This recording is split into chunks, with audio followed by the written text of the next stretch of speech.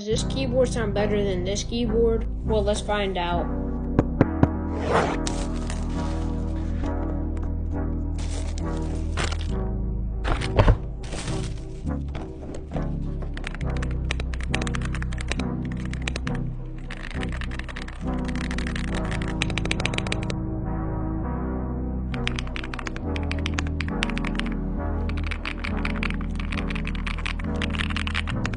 Let me know in the comments which keyboard sounds better.